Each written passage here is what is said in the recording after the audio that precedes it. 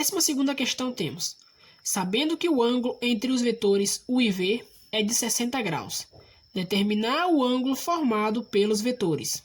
Letra A, U, I, menos V. Bom, o vetor menos V ele está no sentido contrário do vetor V, certo? E o vetor V forma 60 graus com U, que é o que a questão nos diz. Bom, queremos saber este ângulo daqui, formado entre U e menos V, que eu vou chamar aqui de X, que a gente não sabe ainda. Bom, sabemos também que o ângulo formado de V até menos V é de 180 graus. Por quê? Se a gente for observar, como eles estão no sentido totalmente contrário, ocorre isso aqui, ó. Eu tenho o vetor V, e aí o vetor menos V, para ficar no sentido contrário, é como se ele tivesse percorrido todo esse trajeto, certo? Um semicírculo até ficar no sentido contrário. Até ele ficar desta maneira aqui, ó. Então, ele percorreu todo esse trajeto.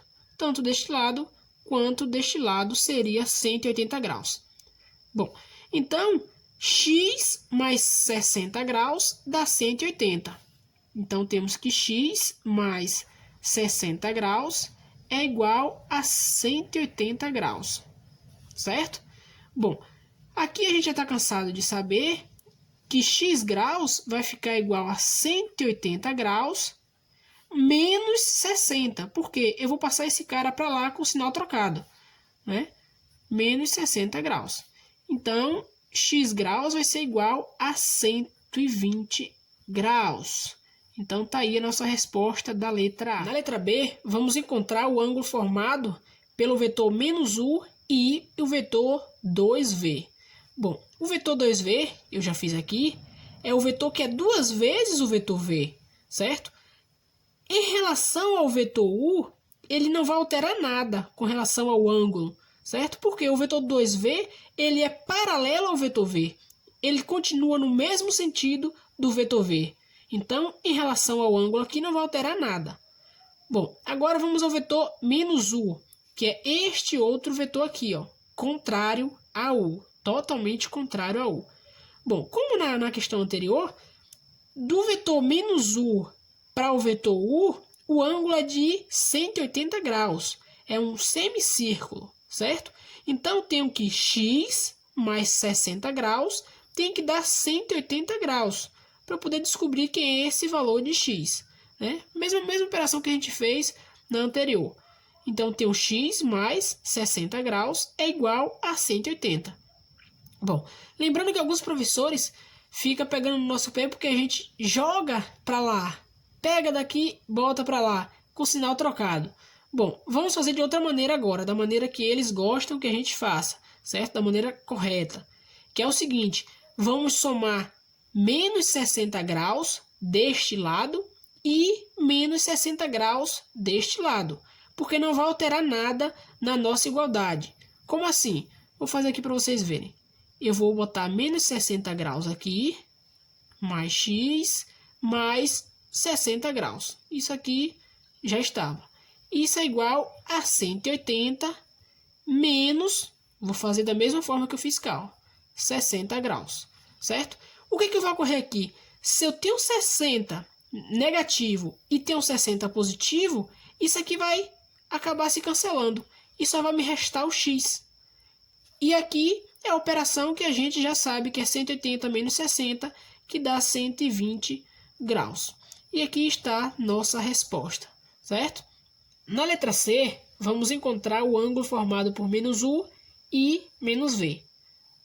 Bom, aqui eu já fiz a representação do vetor U, o vetor V e o ângulo de 60 graus. Mas vamos utilizar esta daqui, certo? Bom, 120 é o ângulo formado por duas vezes o vetor V e o vetor menos U, como a gente já viu na letra B, certo? E o ângulo formado por U e menos V também é de 120, como a gente já viu na letra A, certo? Então, tem 120 mais 60, que deu 180, mais 120, que dá 300. Então, só nos resta os 60 graus aqui, ó. certo? Então, eu tenho 120 mais 60 dá 180, mais 120, 300, mais 60, 360 graus, que é preciso para uma volta inteira. Então, o ângulo entre menos V e menos U é de 60 graus. Poderíamos também ter identificado de outra maneira. Este ponto aqui de encontro do vetor V e do vetor U é chamado de vértice, certo? Ele também é vértice do vetor menos V e menos U, certo?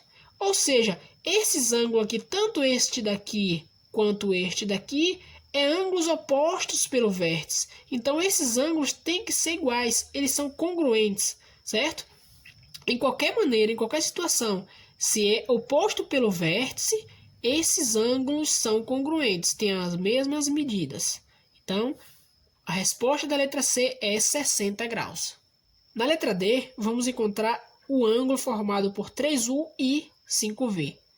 Bom, o ângulo formado por esses dois vetores é justamente o ângulo formado por U e V. Bom, se eu multiplicar aqui o vetor U por 3, ele vai ficar um vetor enorme aqui, porém no mesmo sentido, ele vai ser paralelo. Não vai se alterar nada aqui, eu só aumentei ele. No vetor V, a mesma coisa, eu vou meter ele aqui 5 vezes. Ele só vai aumentar, vai crescer mais. Porém, essa inclinação aqui, esse ângulo entre os dois, continuará sendo de 60 graus.